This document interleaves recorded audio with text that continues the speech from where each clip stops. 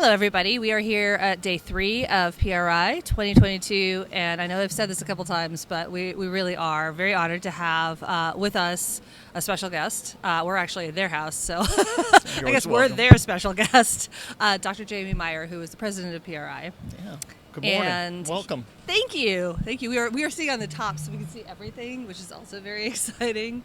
It's a bird's eye view of what's been a very busy and very exciting show. I think the staff puts me up here to get me out of their way. I think that's really what's going on, but it's a nice view. So we'll ask Juan when we finish. Yeah, and see. ask Juan. I think he'd like to take a nap if I had to take a wild guess. What we really wanted to do today, because Dr. Meyer was kind enough to grant us an interview, PRI has grown so much, both the show and the organization, and we really wanted to take this time to chat about both of those things. You guys really kind of took the reins during the pandemic. You did the road tour. Yeah. You really kept things going, and as a result have been able to continue to grow both of those elements of the show. So I'd love it if you could just tell us a little bit about what that looks like for you guys right now. And we can start with the show since we're here, but again, I'd love to touch on both elements. Yeah, so. For sure. Yeah, PRI as a company has certainly grown tremendously in the last 2.5 years. Greatest racing trade show in the world since 1986. Bounced around a little bit, but we've been here in Indy for 10 years. Yep. COVID certainly threw a wet blanket on everybody's fun in 2020. But you're right, we took the PRI Road Tour out on the road for the last 3 years. We actually did an abbreviated stint this year, went to these exhibitors, went to the racetracks when they opened back up in year 2, and then, talked to a lot of the personalities this year.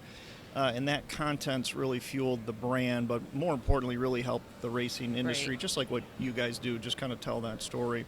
So the show is really strong this year. Last year being our post-COVID comeback year. Omicron was a thing last year. Thankfully, it's a flu and nobody's really talking about it. But PRI's back in Indy, and we're doing great. I know exhibitors are up 10%. I know hotel rooms are up 10%, and we'll figure out how many folks are here, but probably on that magnitude. And you've been walking around. Yeah. You guys have a nice display here.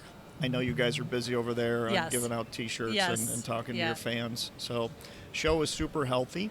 And probably what you've been conveying is the vibe and the energy on the floor is what every exhibitor is looking for. Yeah.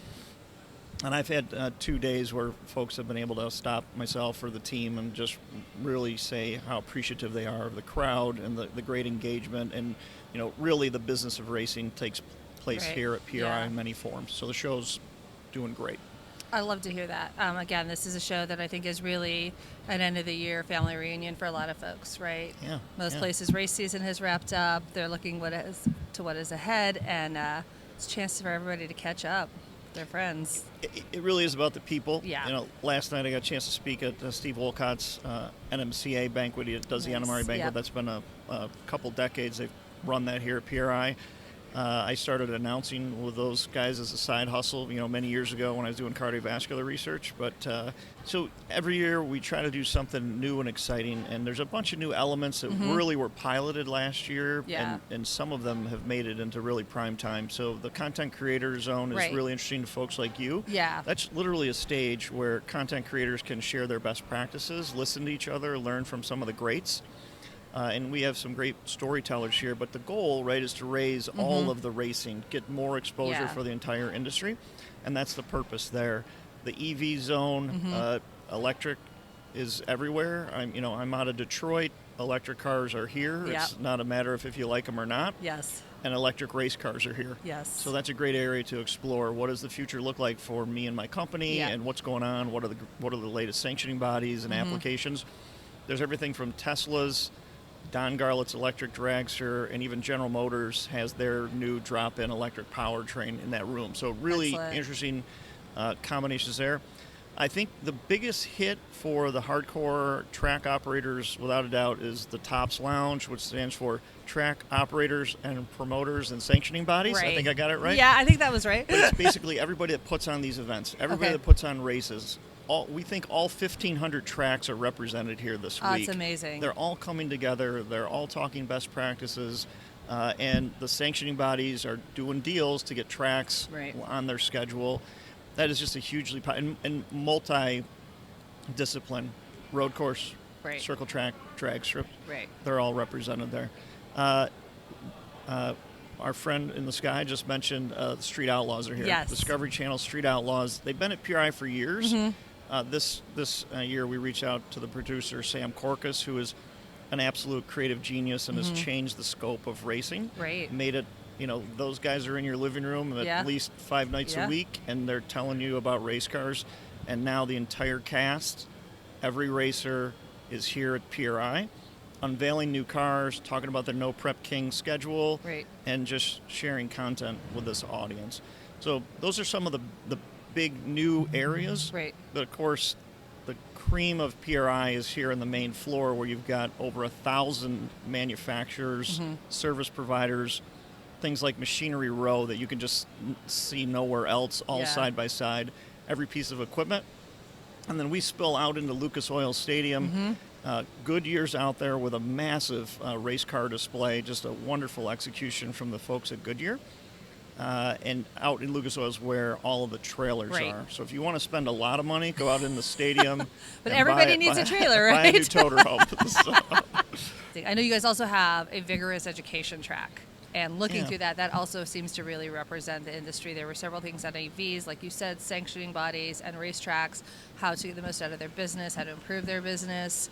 There was a content creator panel, a social media panel for track. It's great to see the education element for all the different parts of the industry as well. So this is a serious trade show. People are here to up their game, not just buy product. Yes, that keeps the stores going, but they want all of the information. And the PR education track, which is put together by Dan Schechner, the editor of the magazine, just does a tremendous job of finding the right people with the right topic.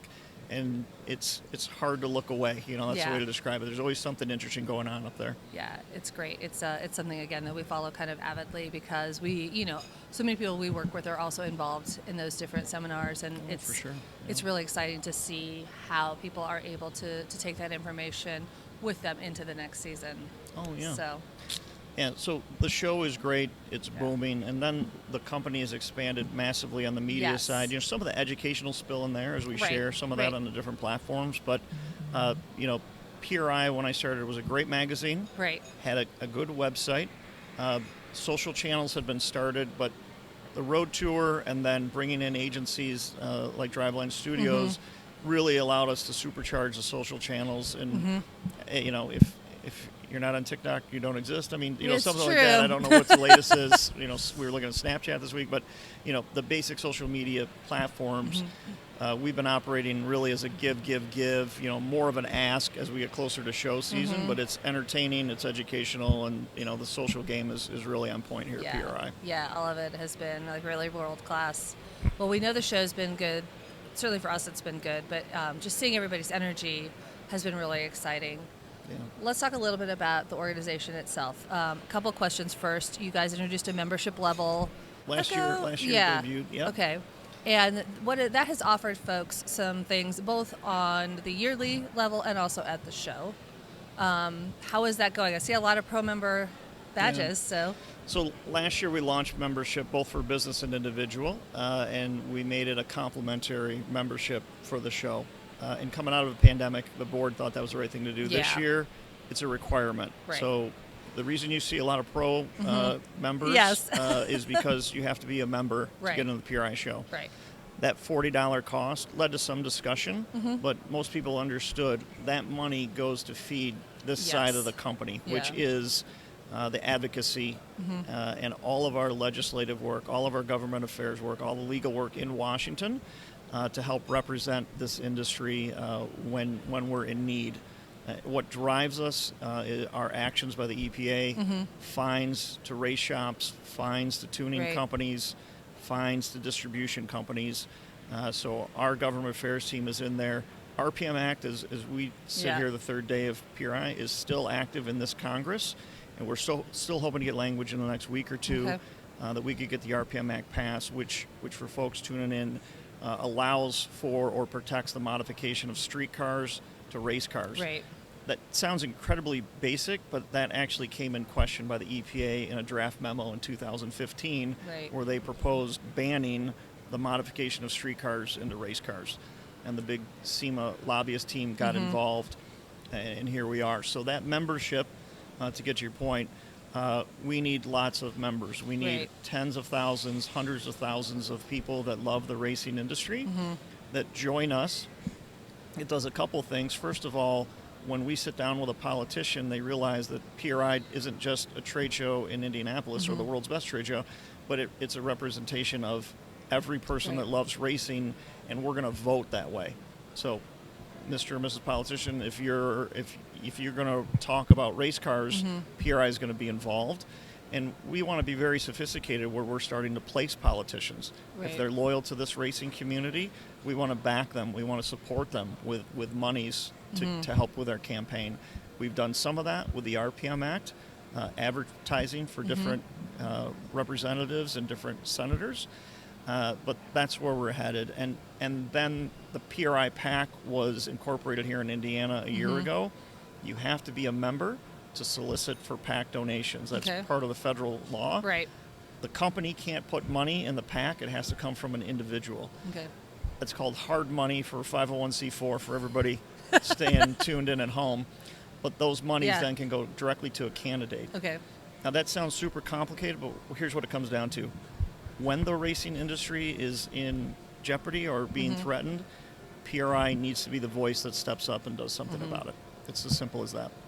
Well, I know you guys have been doing that, and you've also been advocating vocally for the potential overreach that this act is designed to combat, which is to protect the shop owners who are selling things that, are really designed for race cars and are being penalized for it because it could be used on a street car. So we've seen...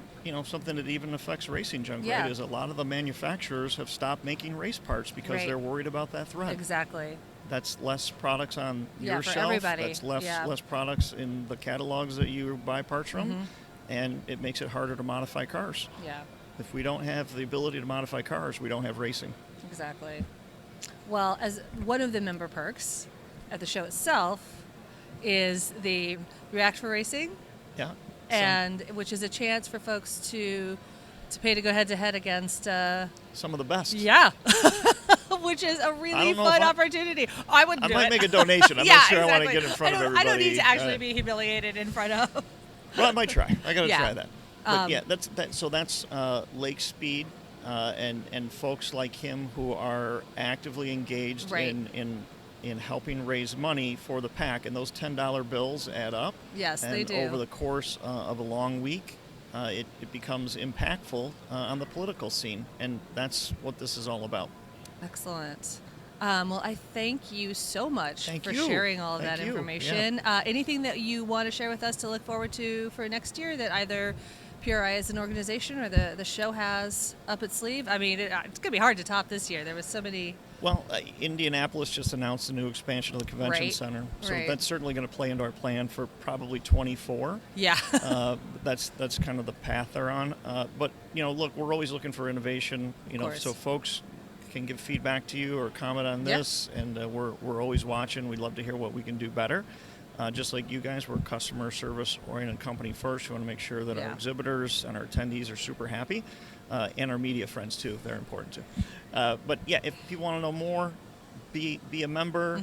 You go to performanceracing.com or find us on your favorite social channel. We'll make sure to link to that. Thanks so much for stopping by. Thank you.